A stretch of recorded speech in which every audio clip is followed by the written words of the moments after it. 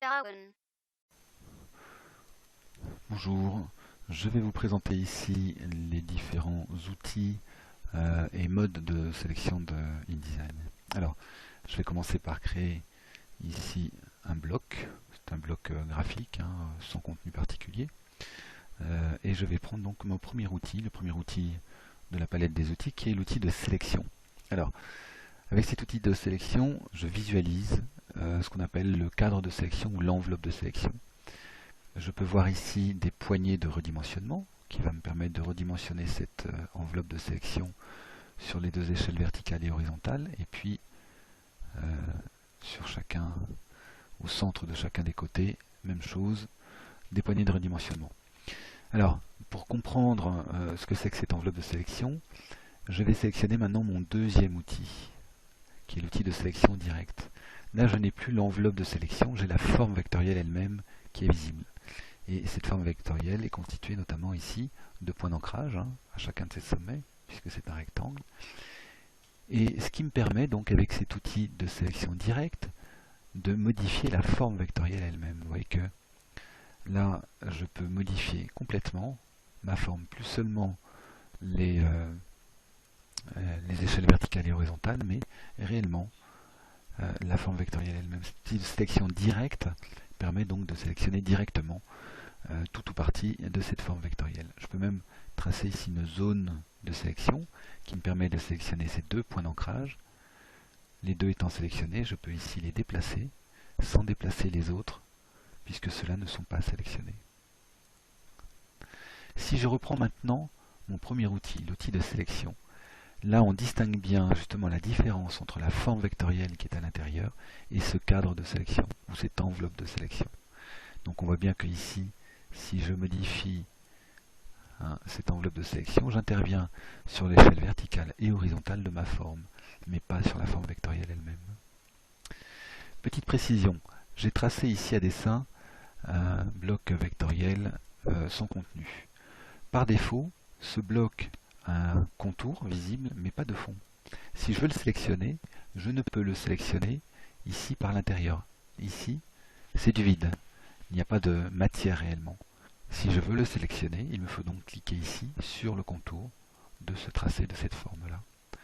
Je vais tracer ici les deux autres objets types que l'on va retrouver dans InDesign, c'est-à-dire ici un bloc de texte. Alors, je vais grossir ici mon texte, qu'on le voit mieux. Et donc, dernier objet, ici, c'est un bloc d'images, une réserve d'images, que je vais agrandir un peu, et dans laquelle je vais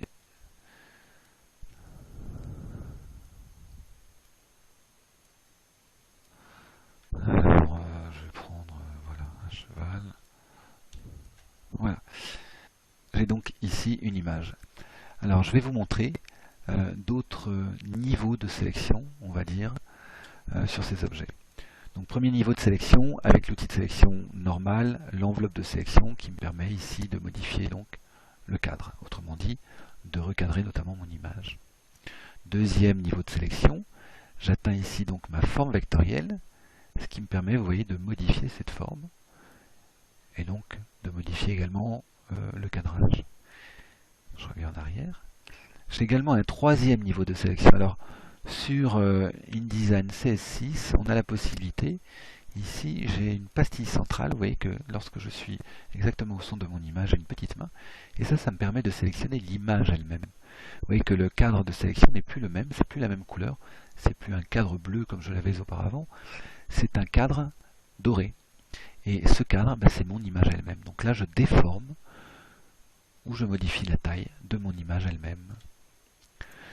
Donc, trois niveaux de sélection. Le cadre de sélection qui est atteignable avec l'outil de sélection. La forme vectorielle qui est sélectionnable et atteignable avec l'outil de sélection directe. Et enfin, ce troisième niveau, lorsqu'on a la petite main, le contenu, et notamment ici notre image. Je reviens sur mon outil de sélection normale. Cet outil de sélection normale, si je sélectionne plusieurs formes, vous voyez que j'obtiens ici le cadre de sélection de l'ensemble de ces formes. Je peux donc ici modifier l'échelle horizontale et verticale de l'ensemble de ces formes. Okay. Même chose pour le texte. Avec cet outil, je sélectionne donc le cadre de sélection. Et si je double-clique ici, vous voyez qu'automatiquement, il bascule en outil de texte.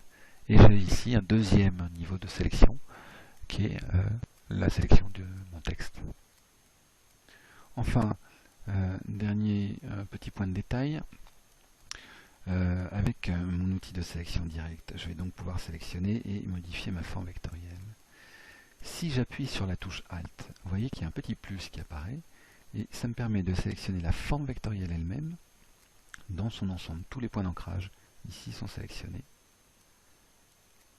Alors la différence avec l'outil de sélection normal, c'est que je ne sélectionne pas donc cette enveloppe de sélection, mais la forme vectorielle elle-même à l'intérieur de ce cadre de sélection.